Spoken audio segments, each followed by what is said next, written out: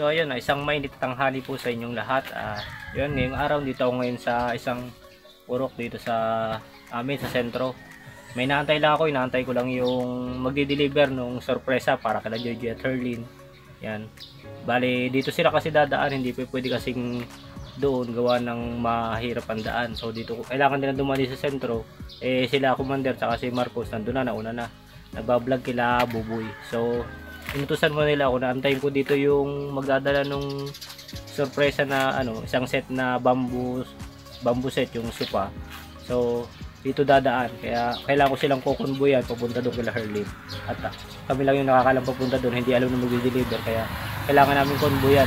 So yun, ako muna iniwan dito. Yan yung service natin, naantay ko lang sila. Pag dumaan na dito siguro samahan natin papunta doon kila Herlin. Yan, sobrang init, grabe.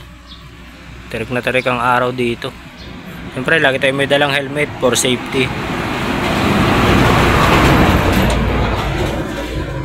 Tayo may dalang helmet for safety. Saka siyempre, gloves.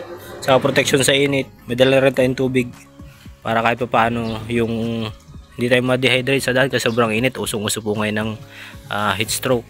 Yun. Kaya kailangan natin mag-ingat sa mga lakad natin. Lalo ngayon. Kailangan lagi may payong sa mga kababayan natin dyan. Huwag kayong lalabas na walang dalang payong tsaka tubig, importante kasi usong-usong ngayon yung yung heat stroke. Yan, palagi tayong mag-iingat. Yan, antay lang natin yung yung magde-deliver nung set, isang bamboo set. Yan, pag dumating na sila kukonvoyan na natin papunta doon sa may kila Herlin. Bali, mag-aantay muna sila sa may kanto para susunduin ko muna silang Marcos at sige Commander nasa Mactang kila Buboy. May bibigay na sorpresa din kay Buboy. Yun, abangan nyo sa vlog ni Commander.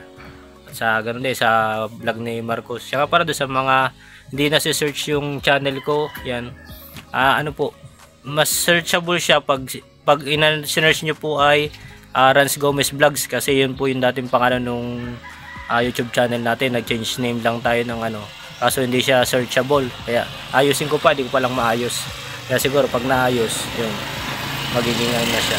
Supportahan nyo po yung channel natin sa Facebook po, Rans TV, sa YouTube ganun din, Rans TV din. Yan. At dito nga ay maayos naming naatid ang munti naming regalo para kay Herlin at Joy Joy. At kitang kita naman na sobrang saya nila, lalo na si Joy Joy.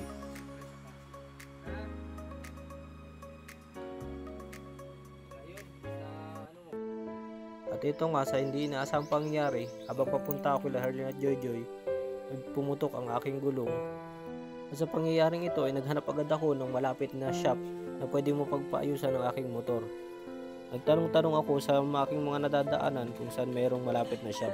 At yun nga, may naituro sila, ngunit pagpunta ko doon ay wala doon ang gumagawa at sarado ang shop. Kaya nagpasya na lang muna akong iwanan dito yung motor para ihatid muna kay Joy Joy ang aming mga munting regalo sa kanila.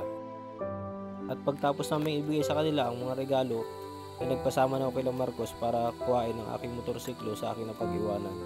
At yun nga, pinaayos na namin, tinanggalan namin yung gulong, pinaayos na lang namin kung saan may medyo malapit, ngunit yung nakita namin ay medyo malayo pa rin dito sa lugar na aking pinag-iwanan ng motor. Kaya yun, ginabi na kami ng husto.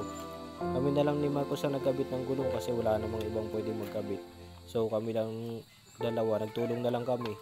At yun nga, may tools naman ako sa aking lagayan ng mga tools.